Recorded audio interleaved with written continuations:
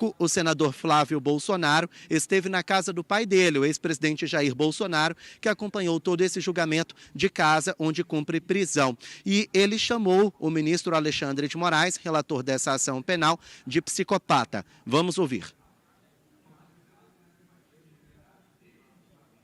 Um teatro que foi armado ali, que demonstra que Alexandre de Moraes e alguns dos seus colegas sequer respeitam um outro ministro do Supremo Tribunal Federal, fazendo piadinhas, mandando indiretas para o ministro Luiz Fux, como se quisessem vencer uma discussão e não apenas cumprir os seus papéis como juízes imparciais que deveriam ser, fazendo chacota do brilhante voto que ele deu ontem. Eu acho que aí beira muito mais a inveja que devem ter de uma pessoa preparada, que estudou o processo de verdade, que atacou ponto a ponto.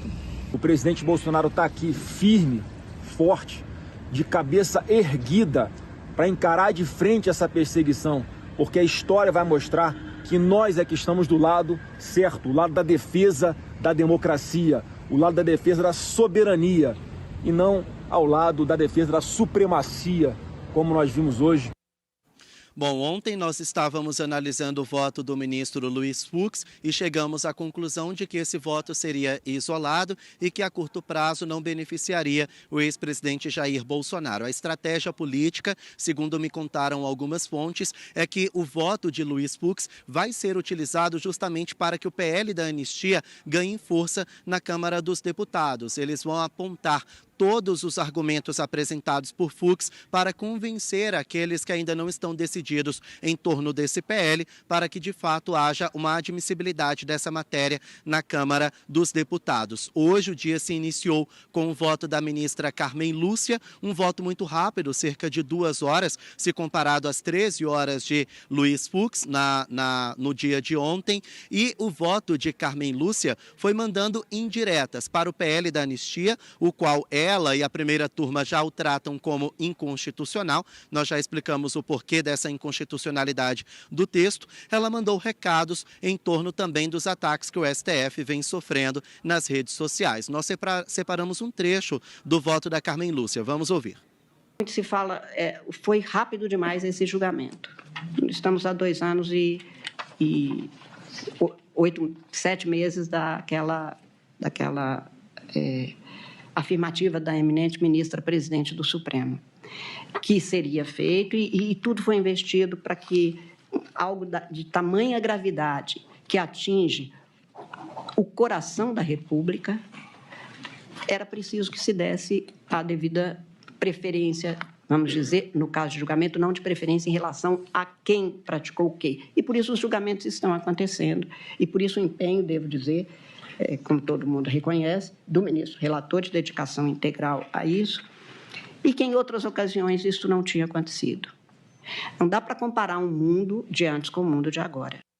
Bom, como relator, o ministro Alexandre de Moraes, ele pode interromper, faz parte do regimento, ele pode interromper a leitura do voto dos demais ministros, inclusive do presidente da turma, para complementar ou contestar.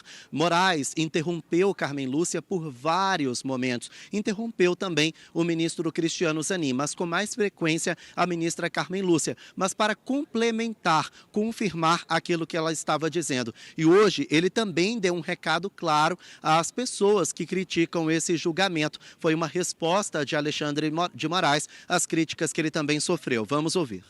Foi um domingo no parque, não foi um passeio na Disney, foi uma tentativa de golpe de Estado. Não foi combustão espontânea, não foram baderneiros descoordenados que, ao som do flautista, todos fizeram fila e destruíram a sede dos 3 poderes. Foi uma organização criminosa. Uma organização criminosa e, obviamente, se nós pegarmos, ministro Flávio, um fato isolado, a reunião dos kids pretos, que, na verdade, foi num salão de festas fechado. Mas a reunião dos kids pretos, eles não podem se reunir? A questão é o desencadeamento de tudo. É por isso que, desde a utilização dos órgãos públicos, que eu demonstrei no meu item 1, e houve toda, e Vossa Excelência agora bem colocou, houve toda uma organização e uma utilização de GSI, ABIN, Ministério da Justiça, com a utilização da PF e da PRF, obviamente de parte dessas pessoas, Ministério da Defesa. Bom, gente, a avaliação é que, na verdade, essas palavras de Carmen Lúcia e de Alexandre de Moraes não foram para qualquer um. Foram palavras contestando as falas do ministro Luiz Fux de ontem. Ontem ele votou para que não houvesse organização criminosa. Ele divergiu do voto de Alexandre de Moraes sobre a organização criminosa. E hoje Moraes aproveitou o discurso que ele tem como relator para falar que no 8 de janeiro de 2023, no ataque dos Kids Pretos, o planejamento do ataque, as pessoas elas não tiveram uma ideia, todas elas de forma isolada. Eles se organizaram para fazer aquilo que pretendiam e resultou nos ataques antidemocráticos de 8 de janeiro de 2023. Então, no entendimento de Alexandre de Moraes, isso foi uma organização criminosa e os demais o acompanharam, com exceção de Fux. Agora, no bastidor, estive no plenário até 30 minutos atrás, passei a tarde no plenário e eu pude ver que, diferentemente de ontem, o clima hoje era de descontração,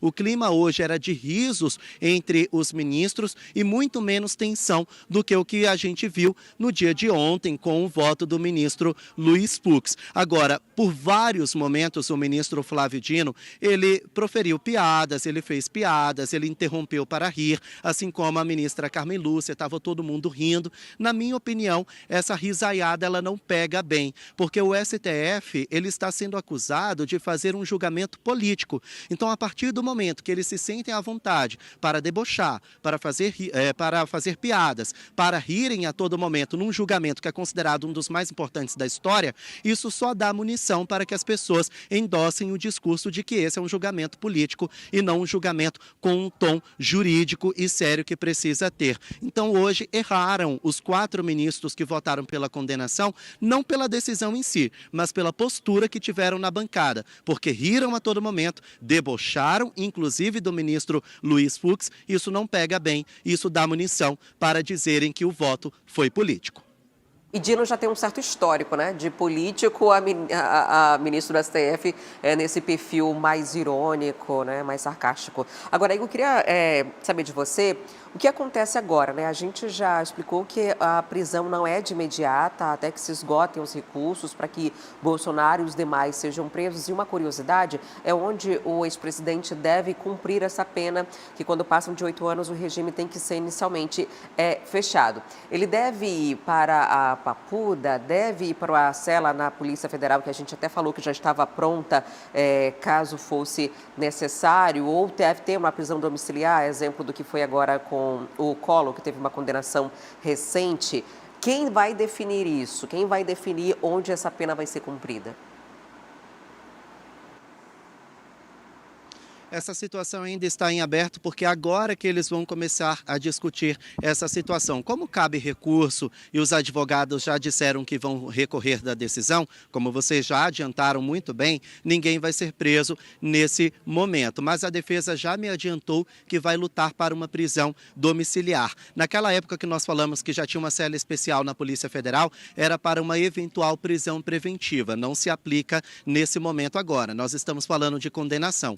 O Partido dos Trabalhadores já disse que quer que Bolsonaro vá para a Papuda, mas aí é aberto, porque vão recorrer da decisão, vão analisar novamente essa situação. Então, até que se esgotem todos os recursos, tudo isso vai estar em aberto, mas a defesa já me disse que vai lutar por uma eventual prisão domiciliar, a qual Bolsonaro já cumpre. Agora, uma curiosidade, os ministros votaram não somente para a condenação. Quem é militar deixa de ser militar, quem é delegado, como é o caso de Alexandre Ramagem e Anderson Torres, deixam de ser delegados. E agora esses militares vão brigar no Superior Tribunal Militar, no STM, para que não percam esses cargos e cumpram essa pena no quartel, como o militar geralmente cumpre, e não na Papuda. Então, é uma guerra também sobre onde essa pena vai ser cumprida. Gente, acabei de ouvir o alarme dizendo que o julgamento acabou. Então, agora, o ministro Cristiano Zanin proclamou o resultado. Então, oficialmente, todos estão condenados por 5 crimes: abolição violenta do Estado Democrático de Direito, tentativa de golpe de Estado, organização criminosa armada, também dano qualificado e deterioração do patrimônio tombado. Acabou de proclamar, soou então o sino, significa que o julgamento acabou.